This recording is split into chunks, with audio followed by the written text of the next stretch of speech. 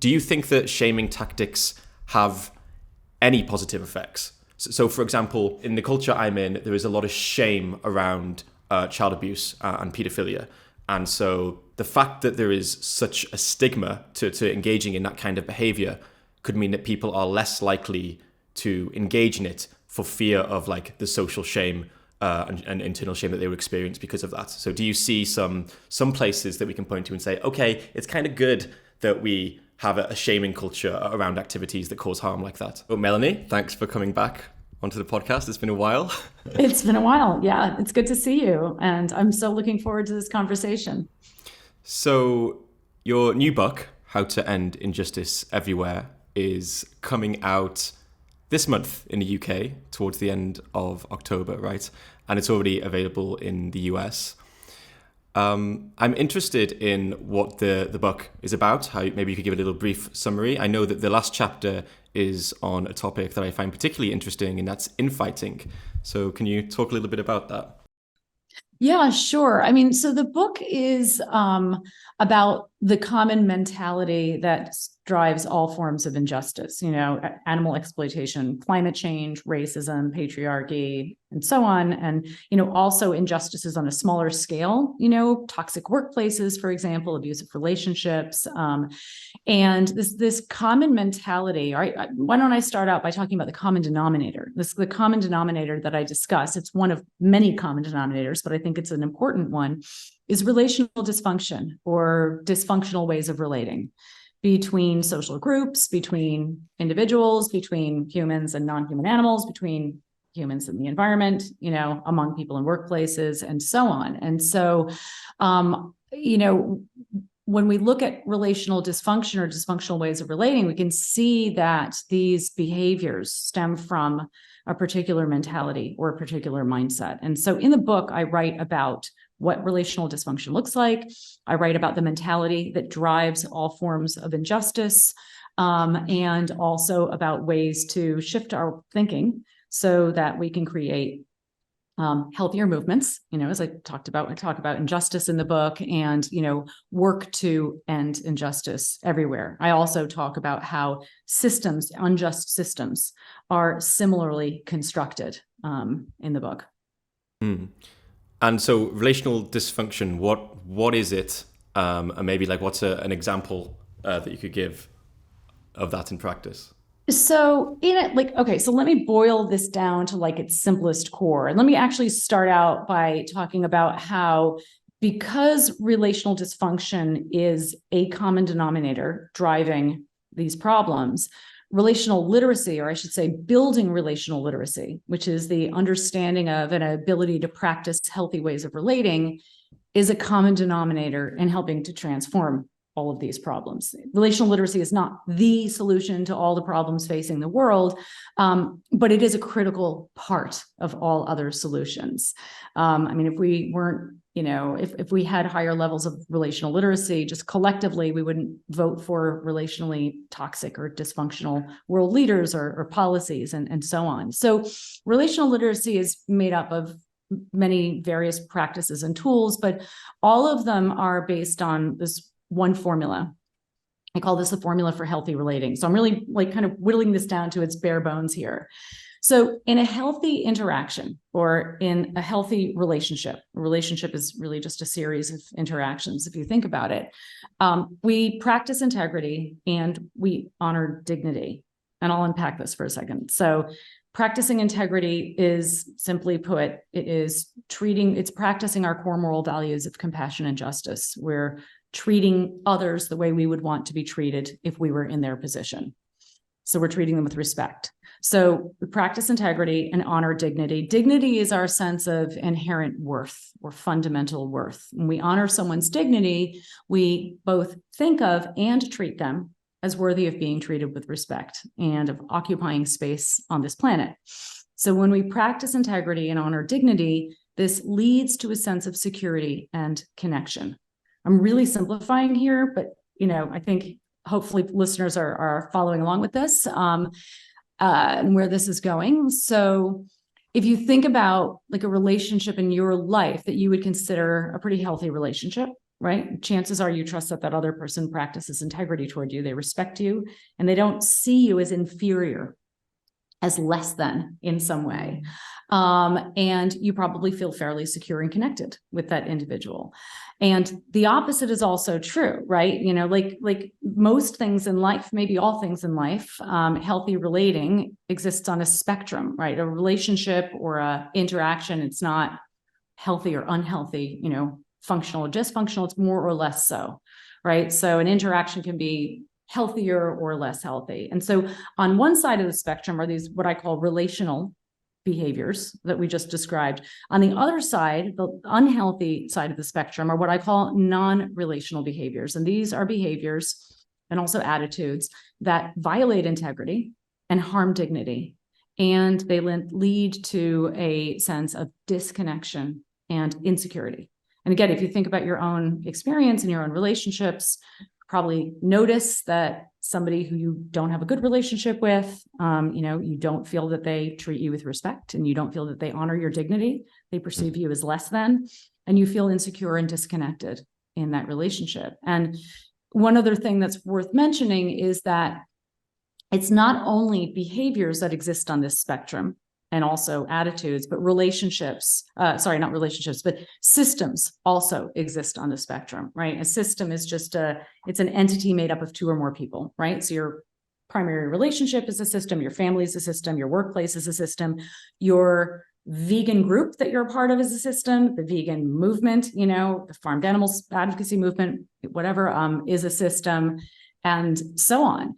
And dysfunctional systems are oppressive systems. So when we look at the structure, for example, of patriarchy, of racism, of speciesism, of carnism, and so on, we can see that these systems are similarly constructed. They're constructed to condition people, you know, people with power in particular, to violate their integrity and harm the dignity of others. And they lead to insecurity, they lead to disconnections, they also lead to unjust power imbalances. So it's, you know, so this is really, when we think about healthy interaction, or I should say relational dysfunction, we're talking about interacting in a way that violates the formula, essentially. And one thing I should say, especially as it comes to infighting, the primary way we relate is through communication. Communication is the primary way we relate. So the primary way we can see relationally toxic or dysfunctional behaviors getting carried out is through what some people call toxic communication that violates the formula. And this drives a lot of the infighting that we see in various justice movements. But I know here we'll be talking about the vegan movement, or, you know, what I'm referring to more broadly now is the animal justice movement. Mm-hmm. If I were to put it in a perhaps very overly simplistic way, is the idea that when we look at all of these different problems of injustice in the world, we find in each of them this, what you call relational dysfunction? I would say that yes. I could simplify this even further. The same mentality that causes us to harm humans, unjustly harm humans, is the same mentality that causes us to harm non-human animals, that causes us to harm the environment, that causes us to harm ourselves, that causes us to, you know, harm in various ways. And so this mentality drives relational function. And this mentality is a mentality that is based on a core belief. And this is a belief in a hierarchy of moral worth. That's that certain individuals or groups are more worthy of being treated with respect, of having their moral interests considered, than others. And if you look at all of these systems, these unjust systems, you can see that this belief in a hierarchy of moral worth is at the core of them. Certain individuals are more worthy of having their dignity honored, of being treated, you know, with respect than others. And when we interact with another individual, even on an interpersonal level, you know, and we'll talk about this when we talk about infighting, you know, you're angry at somebody, you're morally outraged about something. In your mind, very often when we're hijacked by our anger in particular, we automatically perceive the other individual as not being worthy of being treated with respect. So we violate the formula. We don't honor their dignity. You know, we don't practice integrity when we interact with them, and we end up communicating in ways that put them down and that increase the chances that they're going to retaliate, and fuel dysfunction in our group. And so I guess this might be entering the realm of like philosophy rather than psychology, but I'm wondering how you might respond to someone who were to say that some kind of hierarchy of moral worth can be justified. So perhaps like it makes sense that we put humans on a higher place, morally speaking, than like bees, for instance, because human beings are more complex, have a higher capacity for suffering, etc. Have you come across that kind of objection? And I'm wondering what your thoughts are on it. I mean, that's a really good question. So if, we can see this, it's probably easier for people to recognize this when it comes to, the comparison between human and non-human animals, right? We hear this all the time. And if you look at pretty much every injustice or every system of oppression that has existed throughout human history, you'll see that comparisons have been made. Don't treat us like animals, for example, when certain human groups are trying to, garner rights for themselves. And, often we have afforded groups rights based on comparing them to, or groups have argued that they should be afforded rights based on comparing themselves to other groups who are not afforded rights. We're not like they are. We're morally superior. We're more like you are, the dominant group that holds the power. Therefore, we should have our interests considered and be granted certain basic rights.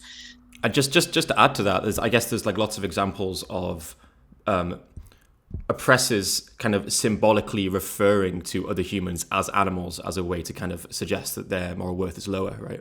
That's right, exactly. And when we look at this, from a psychological perspective, we can recognize that, or appreciate that, we are hardwired to feel empathy with others. For others, we know this. And, most people cringe at images of others who are suffering, and this includes other animals who are suffering. And of course, we can be desensitized. People did used to go to the Roman games and watch people kill each other live, and go to public executions. So people obviously can become desensitized, as military industrial complex well knows. But we are hardwired to feel empathy for others. We are also hardwired to seek meaningful connections with others and to try to avoid the pain of disconnection. Of course, these studies on connection and disconnection have been done on human interactions or relationships, but that's nevertheless relevant. So most people, most people are psychologically averse to the idea of contributing to harm and suffering, unnecessary harm and suffering of others, and have to be sort of conditioned to do so, to participate in these oppressive or problematic systems. We're conditioned, we learn from a very early age that eating animals, for example, is the right thing to do. We learn to override our natural empathy when it comes to those animals we've learned to classify as edible. And so when we look at, this, the way that we relate to others' moral worth from a psychological perspective or through a psychological lens, we kind of take the conversation out of the realm of the philosophical and not, rather than debating who does or doesn't deserve to have their interests, recognized or honored, we ask ourselves, how does it feel to me when I'm an authentic person showing up? When I'm showing up to my authentic thoughts and feelings, how comfortable do I actually feel with the idea of, for example, slaughtering non-human animals simply because people like the way their thighs taste? I mean, most people, cannot stand to watch images of, undercover footage that's come out of slaughterhouses. So most people genuinely do not want to contribute to harm, and yet we are socialized to do so. And one of the ways in which we're socialized to do so is by being socialized to believe in a hierarchy of moral worth. And we learn this, through our cultures and through these systems. So, and I know we'll talk about this more when it comes to infighting, which is, I know what you had wanted to talk about today, but this is the same belief, the same mentality when you are relating to somebody in a way that's not honoring their dignity, which we all do. Like, I don't want to be perfectionistic about this. I mean, we've been born into a relationally dysfunctional mess of a world, and we've all learned to relate in ways that are not healthy, and most of us, do this. We get reactive. We relate in ways that, cause the opposite outcomes of what we want. But with awareness of, what healthy relationality really looks like, what does a healthy communication look like? What does a healthy relational dynamic actually look like? And when I contribute to something that's unhealthy, what does that look like? And where does that get me? With awareness, we can, stop creating outcomes that are the opposite of what we want, and start creating relationships and systems and groups that are more resilient and healthier. Yeah, interesting.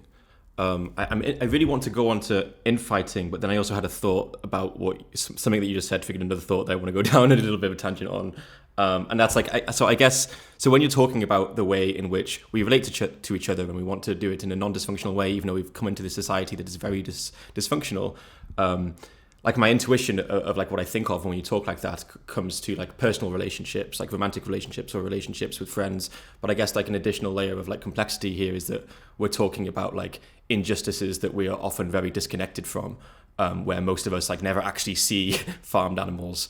And I guess it's the case where for like a lot of the injustices that I'm assuming you'll probably talk about in your book, there is like a huge disconnect from like the suffering that's happening and perhaps the way I guess we're contributing to that or complicit in that, compared to like a relationship I have with a partner or something. Yeah, absolutely. And, we're physically distanced from the suffering, but we're also psychologically distanced from the suffering, right? So when it comes to eating animals, we have to go through, and when it comes to lots of injustices, right? Here we're talking about eating animals. We have to go through a lot of psychological gymnastics in order to participate in a behavior that is completely antithetical to our core values and to our sense of like being, having a moral sense of ourselves, to our sense that we're like actually living according to those values. So, and this is true for injustices in general, and this also is true on a more micro level, right? This same mentality. This is what I call the non-relational mentality. This mentality that really disconnects us from others and also from ourselves and our moral values. My thought is, if we're going to say that in order to eat animals, most of us perhaps have to be kind of relating in a dysfunctional way to some degree, or like not living to our true core values, could someone not say to me, well, like, hey man, you spent like £40 on drinks the other night when you were going out with your friends, and you could have used that money to buy malaria nets and stop a child from dying of malaria, so surely you're not acting in accordance with your core values. Couldn't we all become kind of like less ignorant about something and point to the other person and say, you're being dysfunctional, you're being dysfunctional, and it's like none of us actually relating in a way that is in line with our core values then? Yeah, I mean, it's a good question. And we all live with contradictions. I mean, we've inherited a very messy world. We've inherited a mess. I mean, an absolute mess. And we didn't create the mess. We were born into it. And so we have to make choices in an imperfect world that are imperfect choices. We have to make choices in this world that are different than the choices that we would make if the world were perfect or a lot closer to perfect. So, for example, we might have to feed our rescued cats meat because they can't tolerate eating vegan cat food. And in a perfect world, we wouldn't have rescued cats living with us. And, nor would we have to, save one animal's life by supporting the slaughter of another. So, we all have to live with contradictions. And of course, the perfect is the enemy of the good. There's no question about it. It's not, and I want to be really clear about this. What I'm talking about here is not either or. It's not you relate perfectly and healthfully, or you're relating imperfectly and dysfunctionally. Like it's not sort of where you draw your line around the circle of compassion that matters. It's more how you relate to that line. And so we do the best we can with what we have. And we are animals too. And we have to honor the fact that we need to make choices about how we relate to ourselves so that we're practicing the formula. And that means, we're always relating to ourselves. Our primary relationship is with ourselves. You're relating to yourself every minute of every day through your self-talk and through the choices that you make that impact your future self. And, particularly for those of us who have become activists, we can be really hard on ourselves and hold ourselves to impossible standards. And we can talk about that a little bit later because that's directly relevant to infighting. But we have to relate to ourselves in a way that honors what we need to feel balanced and sustainable, or I would say more specifically, that honors what we need to feel regulated. And many people that are activists, and particularly that are activists for animals, I can speak to that because that's what I know best, are chronically dysregulated. And this is a key driver of infighting and many other problems that we have to deal with. And so if we can, and I'll talk about dysregulation in a second, but just to finish this one point, like, if we can recognize that, if we can prioritize our own regulation so that we are being dysregulated is having an unbalanced nervous system. And when our nervous system is unbalanced, we create all sorts of problems around us and within us. And you can prioritize in your life to commit to learning to self-regulate and keeping your nervous system balanced. You'll be more effective in your advocacy, and more effective in everything else in your life, and also a lot happier. And what this means is that we have to give ourselves permission to do what we need to so that our lives feel sustainable enough for us. And it's really easy to become very self-denying and to be like, oh my God, I just went out for dinner with my friends and I spent 30 euros when I could have used that 30 euros to save lives. And that's true. You could have used that 30 euros to save lives. And instead you spent it on food. However, that's the kind of thinking that gets us into a level of self-denial where we're not supporting what we need to be sustainable and regulated so that we can actually stay as activists, stay in our movement, for the long haul. This is what burns us out. Right. So it's really like, and there's, you really have to sort of grapple with that and ask yourself, like, okay, is this important for my regulation? Is this important for my sense of like happiness to keep myself regulated? If the answer is yes, then it makes sense for you to give yourself permission to do it, as long as it's not causing harm. I mean, if hunting is making you happy, then I would say something very different in terms of like supporting that practice. Yeah, interesting. My assumption is that a lot of activists who are deep into the whole, like, whether it's animal welfare or animal rights activism, by kind of confronting such a mass amount of suffering, I've had activists say things to me like, nothing else seems important anymore. Like when you're aware of, and you can't even be aware of how bad it is. That's how bad it is. Like, our brains aren't really able to comprehend that number of animals experiencing that much suffering, thankfully, I guess.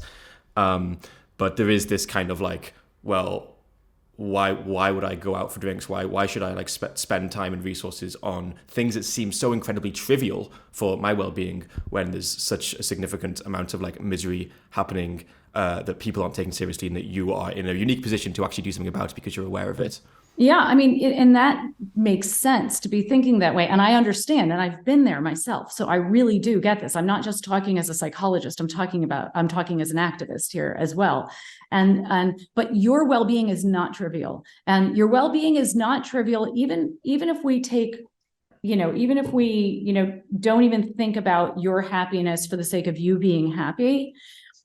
People who have committed their lives to ending animal exploitation are, sort of the only thing between whether we're in whatever form we're doing this. Some people are starting startups, some people are starting, cultivated meat companies, whatever. The only thing standing between, the animals and an even worse fate. And there are very high rates of burnout among vegans, and there are very high rates of infighting among vegans. And these are two key ways that we reduce the impact of our movement, substantially reduce the impact of our movement. So when you struggle with that question and you say to yourself, like, oh my God, my well-being is trivial compared to what's going on with the animals, the reality is that your ability to stay in this movement for the long haul and your ability to advocate in a way that's effective and that's not counterproductive is critical to ending that atrocity or helping end that atrocity. And you are not going to maintain, you're very unlikely to maintain the level of well-being necessary to be an effective, sustainable advocate if you don't take care of yourself. And I would also say that is, that's the trauma talking. And this is, a lot of people in our movement have been traumatized, because we're awake to the fact that we're living in the midst of a global atrocity. And it is absolutely horrific. And it is very difficult. Some people don't get traumatized by it. People are wired, differently. So if you're listening and you're thinking, but wait, I don't have PTSD, what's wrong with me? Your people are very different. But many, many people have become traumatized, understandably, from witnessing the horrific suffering of non-human animals in the world.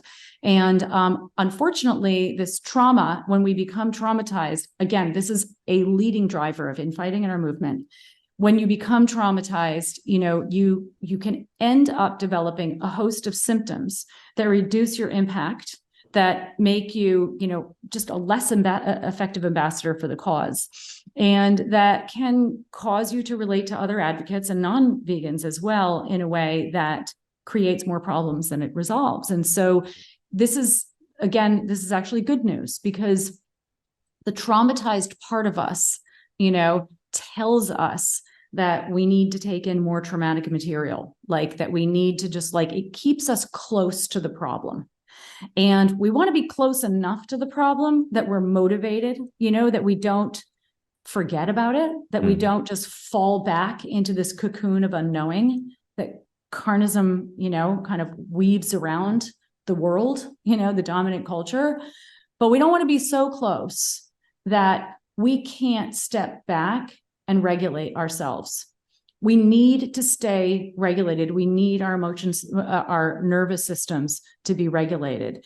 And what happens is when we're traumatized, we feel such a sense of urgency. And I'm not saying that this issue is not urgent. Obviously it is, but we feel such a burning sense of urgency that we can become almost blended with that trauma and that sense of urgency and lose ourselves in the trauma and lose the objectivity, lose the distance that we need to protect ourselves and take care of ourselves and our nervous systems, and to take care of other activists, because we end up affecting them. The more traumatized we are, the more we end up kind of spreading that kind of energy and dysregulation.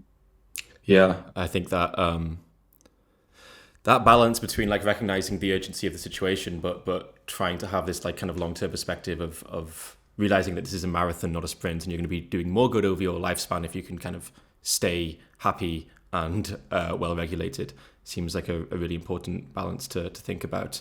So let's jump into a bit on the infighting. I think that, maybe I'm wrong, but I'm assuming that becoming better at our own self-regulation is going to be one of the solutions to the infighting problem. So maybe we can cover infighting and what it is, and then after that we can maybe talk about what are some practical things that activists can do to make sure that they are self-regulating and having a sustainable activism journey, I guess.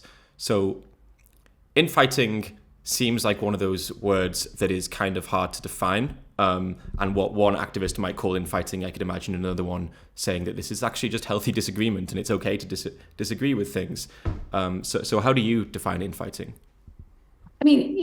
First of all, you're totally right. There are healthy disagreements. Infighting is not in disagreeing. In disagreeing is really important. We need to be able to talk about our differences and not, especially disagreements when it comes to, how power is wielded and afforded within the movement, right? So when it comes to, people, women, BIPOC challenging, for example, power in the movement, those are important conversations to have. And if we call those conversations infighting, or those challenges infighting, then we could be weaponizing, the concept and silencing critical voices. So infighting is basically the same as what we could call outfighting, as any kind of fighting, except that it occurs between people, or among people within a particular group. And I'm sure it's not a surprise. Basically, infighting is fighting. People fight when they have a difference of opinion or a difference of need from someone else, and they use some form of aggression to get the other person to change. And that's the way we can define infighting, or let's just say fighting. Okay, so it's using some form of aggression to get another person to change when there's some form of disagreement. Now, people who know how to disagree, this is one of the reasons that building relational literacy is so important. When you understand how to relate to disagreements in a healthy way and to communicate in a healthy way, you can have all sorts of disagreements, and which we do because we're people and people are really different. And yet navigate those differences in a way that deepens your understanding.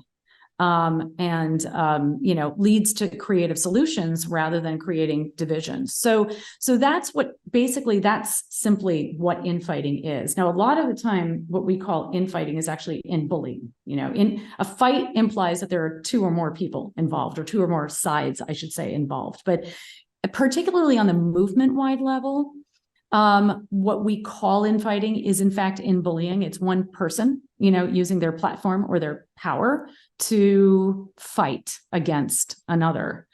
And infighting exists on the movement-wide level, of course, like between advocates all over the world, but it also exists on the organizational level. And we see this within organizations, where teams are relating, communicating in a way that's dysfunctional.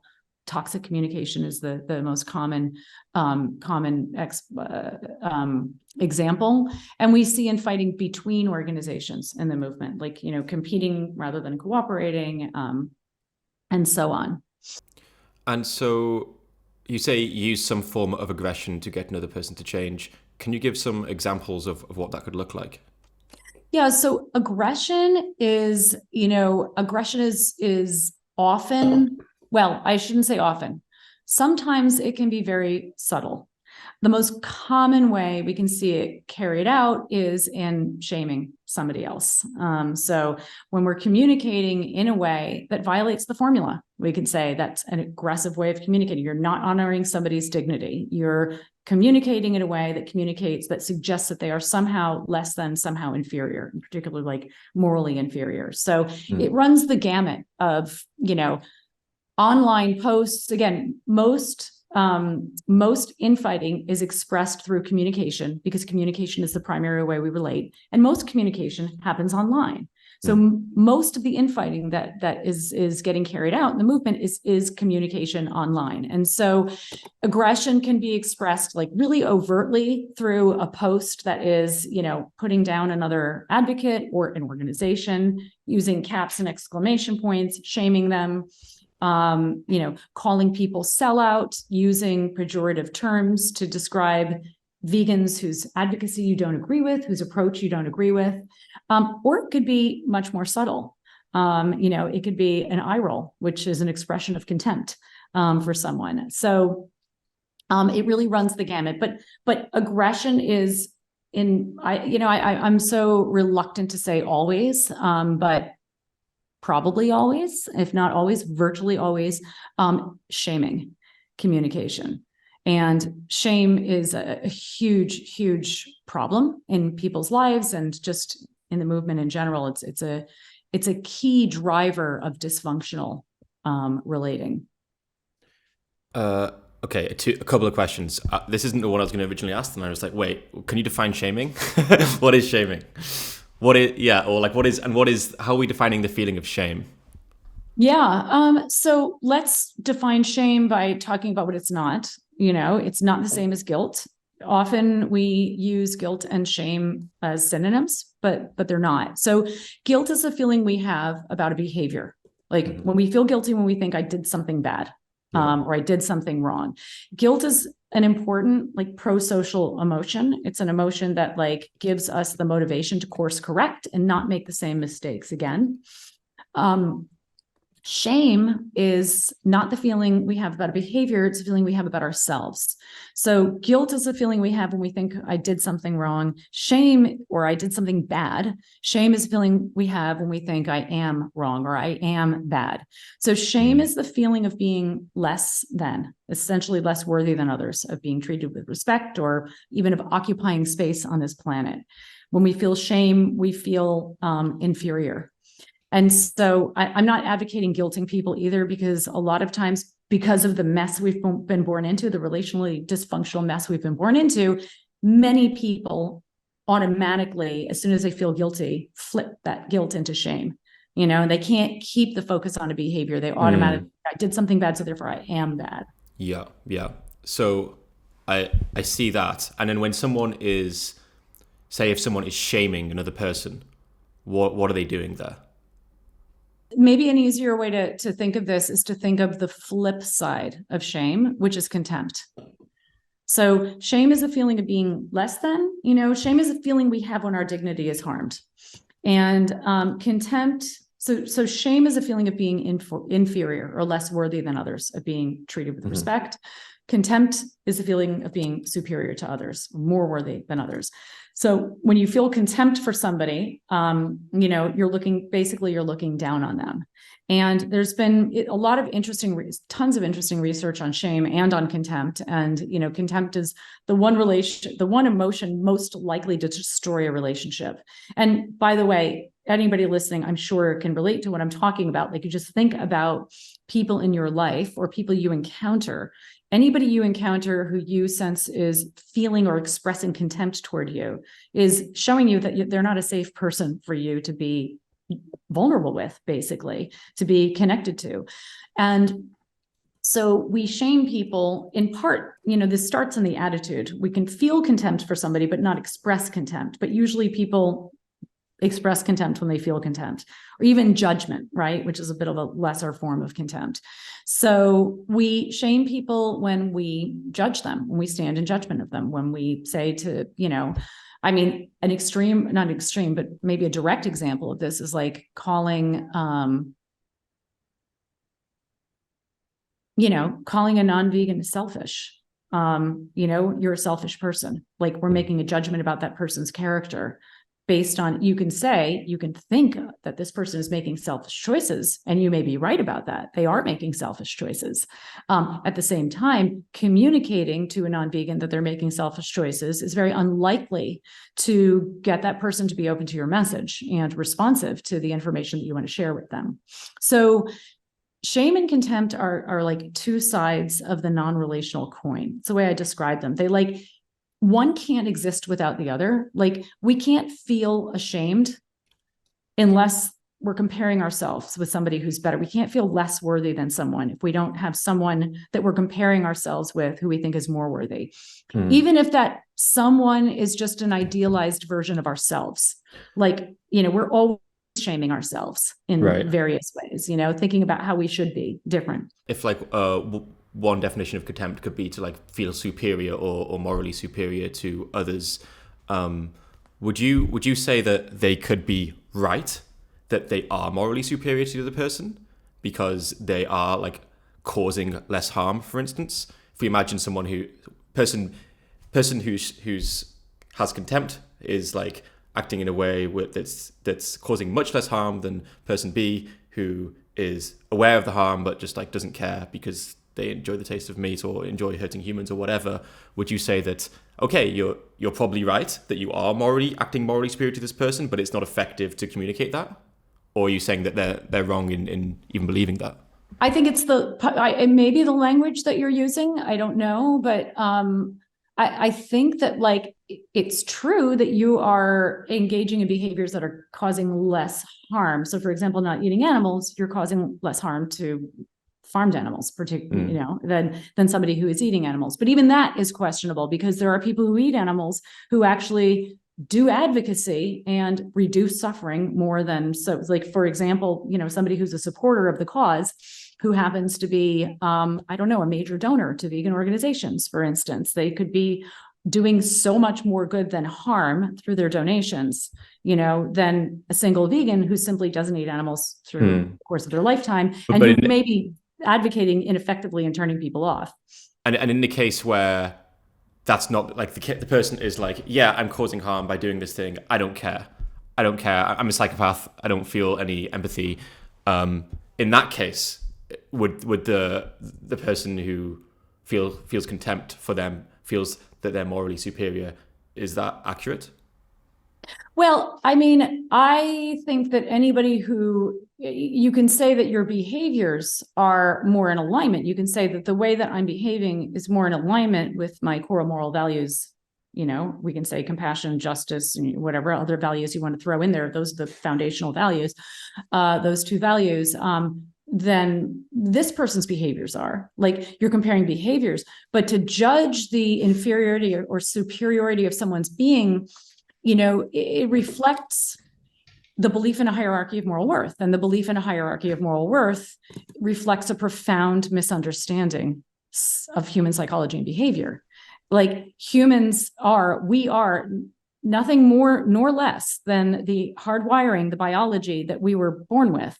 And every single momentary experience we've had throughout our lives, like, how could we ever be anything more nor less than that? That is who and how we are. So expecting somebody to be different than who and how they are is like expecting a tree that's been rained on not to be wet. It doesn't make any rational sense. And as soon as we start thinking in terms of moral superiority, inferiority, we get into a lot of problems. There have been a lot of studies on shame. People are highly, highly defensive against feeling shamed from others. So if you approach somebody, another activist, or advocate or a non-vegan, whatever, if you approach them from a place of contempt or from a place of some form of superiority, that is a position in which they are inferior. And when people feel even the threat of being shamed, they start to become dysregulated.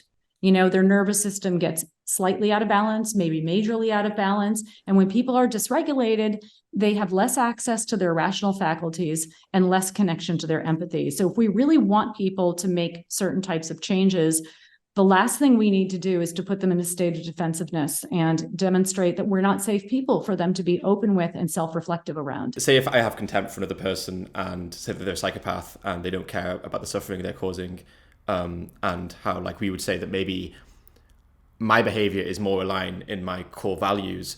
But I wonder if, the psychopath could say, well, actually, my core values are very different. I haven't got the core values of justice and compassion. And so, like, my behavior is actually in line with my core values, but your behavior isn't in line with my core values. It kind of feels like they could be being just as consistent as I am there. And like the other thing about, like, I also wonder if someone who has the position that shaming is an effective tactic, they might say, well, there's also this distinction between, like, moral worth and whether I'm morally superior. So maybe, like, they could say, well, every sentient being matters equally insofar as they're suffering. Whether Hitler has a 5-minute headache or I have a 5-minute headache, the experience is just as bad, so his headache matters just as much as mine. But they might still say, but I'm morally superior to Hitler because I'm causing much less harm. And then the question I really wanted to ask you was that, do you think that shaming tactics have any positive effects? So for example, if someone were to say, we have, in the culture I'm in, there is a lot of shame around child abuse and paedophilia. And so the fact that there is such a stigma to engaging in that kind of behavior could mean that people are less likely to engage in it for fear of, like, the social shame and internal shame that they would experience because of that. So do you see some places that we can point to and say, okay, it's kind of good that we have a shaming culture around activities that cause harm like that? So let me talk about your question about the psychopath first. I mean, what research has shown is that people around the world share basically the same. I mean, there are variations, but core moral values are quite consistent and quite similar. Compassion and justice being two of the foundational moral values. And there are some people who don't share these values, and those are people who are on, for example, the psychopathy spectrum, right? They're psychopaths, as you would say. And these are people who have this, we're talking about major psychological disorder. These are people who don't fall under that umbrella. I was referring to the majority. I mean, I think it's like 1% of the global population, maybe. So those are outliers. Nevertheless, people who are born without the capacity to feel empathy were born without the capacity to feel empathy.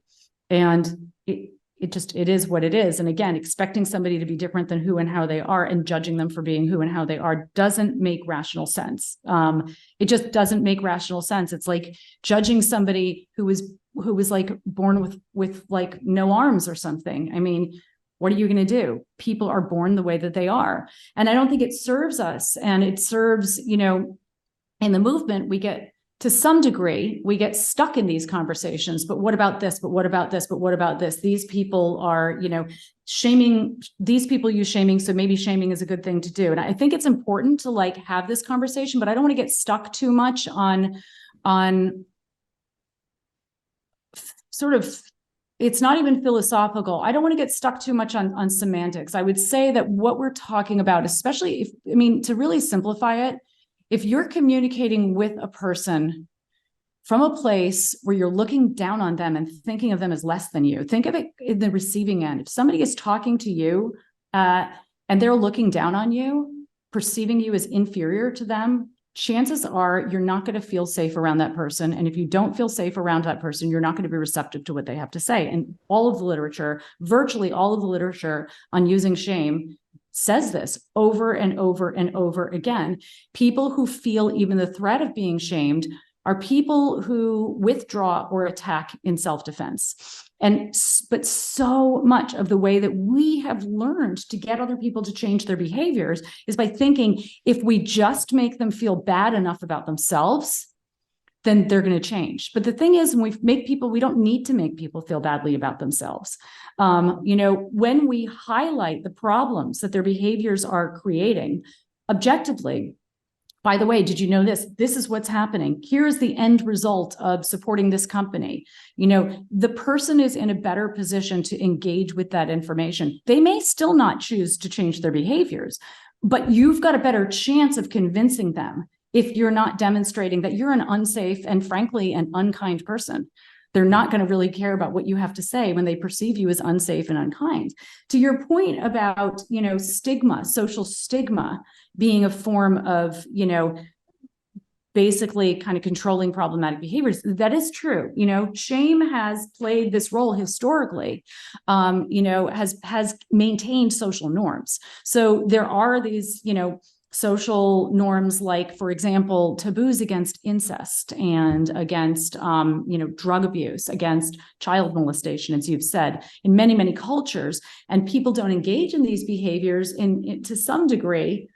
And some people would say in large part, and I agree with that, because they're afraid of being shamed. But this is existing stigma. This is not the same as some individual, on a crusade to make somebody else or others feel badly about themselves so that they change their behaviors. Shaming, these social norms, these stigmas, sort of shaming stigmas, are only effective in cultures where the majority of the population already agrees. Right. So, for example, it's not effective, if you're in a meat eating culture, there's no stigma around eating animals. In fact, it's the opposite. You're like celebrated. So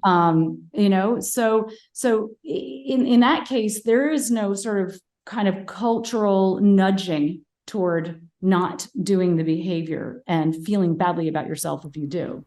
But is that not what animal rights activists are kind of fighting for? That we want to have this stigma around eating animals in the long term, that we want people to feel shameful about engaging in the behavior that harms animals. I think what we want is for people to stop doing it. I don't know that we want people to feel ashamed of it. We just want them to stop doing it. The shame usually follows.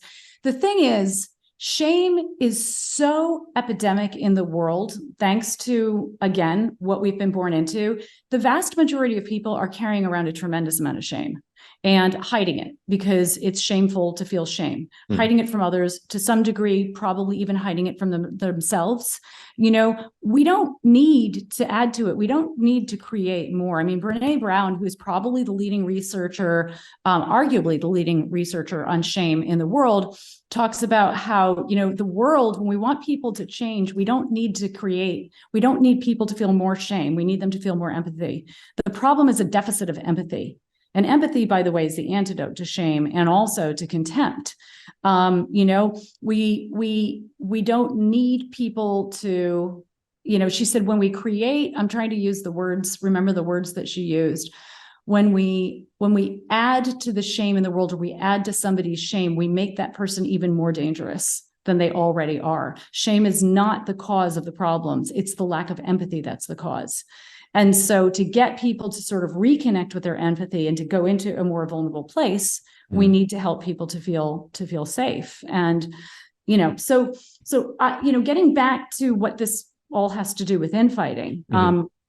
Most of us have learned that the way that we try to get other people to change their behaviors, and, particularly behaviors that are causing harm, but I would say this applies to all behaviors, is to just make them feel badly about what they're doing, badly enough about what they're doing. And this is what activists do to other activists. So, we approach our disagreements.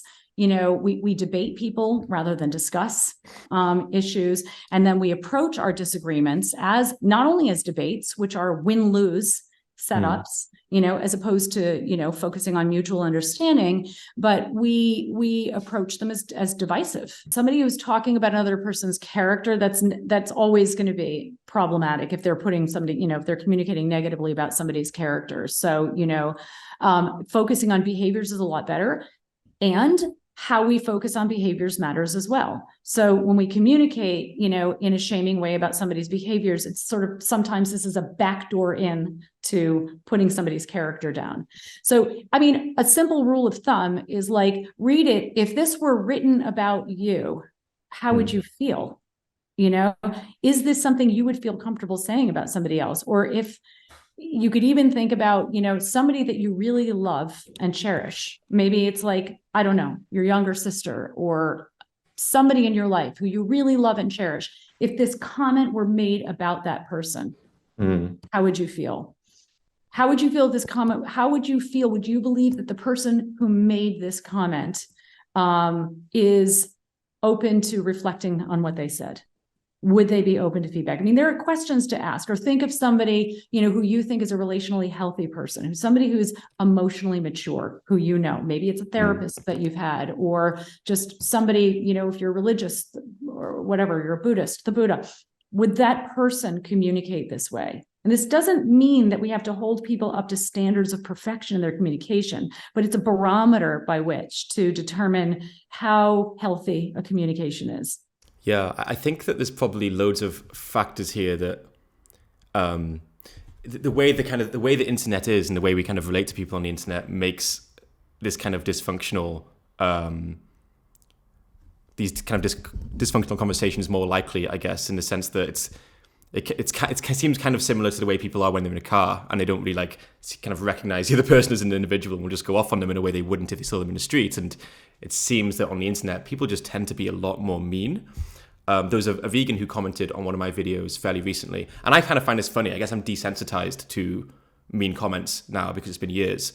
But he disagreed with my ideas, and rather than going on my ideas, he's coming at my appearance, saying my hair looks ridiculous, my beard looks like pubes have been glued on. It's things like this. Probably didn't need to get into the specific examples there, but secondly, the algorithm seems to reward confrontational. Yeah, the more confrontational and aggressive someone is, it can drive traffic and therefore money and validation to their content, to the channel. Online, social media platforms are literally structured to dysregulate us. They're structured to cause us to get out of balance, our nervous systems to get out of balance. You're more likely to get an uptick, if you're communicating hatred, anger, or fear. If people are experiencing hatred, anger, or fear. And social media is literally structured such that to encourage non-relational communication and also to make our thinking more shallow. So yes, this is definitely a part of the problem. And nevertheless, we can choose with more if our collective level of relational literacy is high enough, we recognize this toxicity for what it is. A lot of people are so, as you point out, desensitized to it because it's been so normalized. We're steeped in it. But once you stop allowing yourself to be exposed to it, your body starts to your psyche starts to get cleaner of it. It's almost like if you quit smoking, and then you pick up a cigarette, your body, what your body used to think of as neutral or even positive, your body recognizes as the poison that it is. And, you could probably see this in your life just as we get older and we grow and our own relationships become healthier because we're becoming healthier. Our tolerance for dysfunction tends to go down. If you look at relationships you had when you were a lot younger, you probably had a higher tolerance for not such healthy behaviors than you do now. And it's the same thing with our communication, our external communication. Like the more you step back from that and the less normalized it gets for you, the more you're going to find it repellent rather than neutral or attractive. When it comes to infighting, given the problems this is causing in the movement, what are some takeaway things that an activist who's engaging with other activists, both online and in person, can kind of take away to try and deal with this problem? Yeah, well, I mean, so one thing is I do want to say that I think activists are doing an incredible job. Like, I don't want this whole conversation to sound like, oh my God, our movement's cannibalizing itself and we're all, going down. People are doing an incredible job. And, we have to contend with the reality that, there's this horrific catastrophe happening every second of every day. And we were not going to live to see the ends of that. And that really messes with your head. Living in a dominant animal eating culture is tremendously challenging. And so a lot of what's happening with us, it makes sense. We're people, and people tend to, fight when they have a difference of need. And, and we feel this very understandable sense of urgency and a lot of anger around this issue. And so all of this makes sense. And it doesn't mean I don't want to cancel the work, or people to cancel the work that they've done so far, their own advocacy, thinking like, oh no, I've been shaming people. Maybe my work's been ineffective. But what people really need to do, I think, who want to really help end infighting is, number one, build relational literacy. It's not rocket science. Like, anybody can learn this. We have tons of information on the website. Like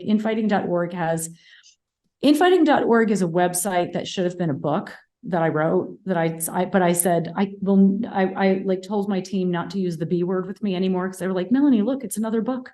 It's so long. And I was like, no, it's not going to be another book.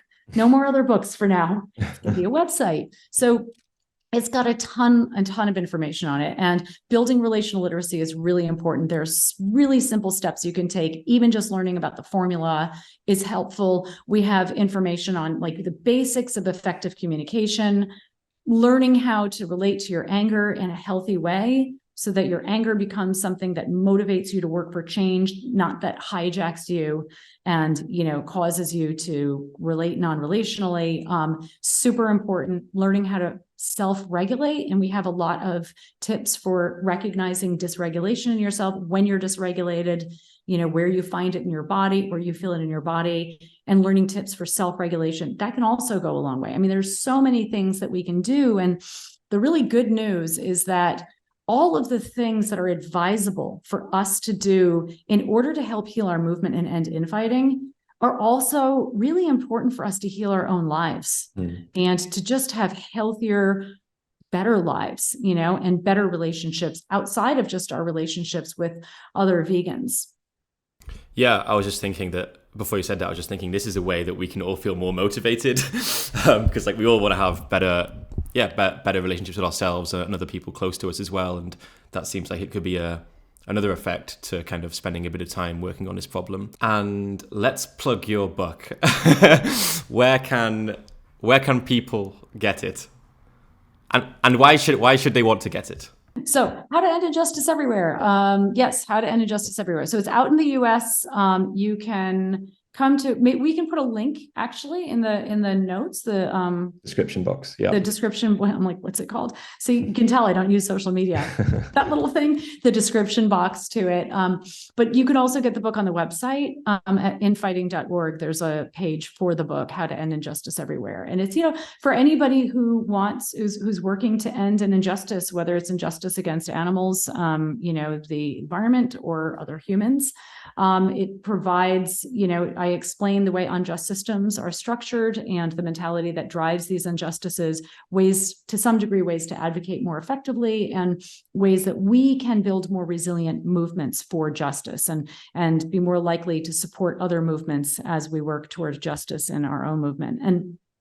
And our website, as I said, is infighting.org. And we really would like that to be shared as widely as possible, because this is an important issue, I think, for a lot of people to be talking about from various movements. I think that the work on infighting, but also like a lot of what you're saying seems to cover the issue of like sustainability and ensuring that people are able to continue their work over a long period of time.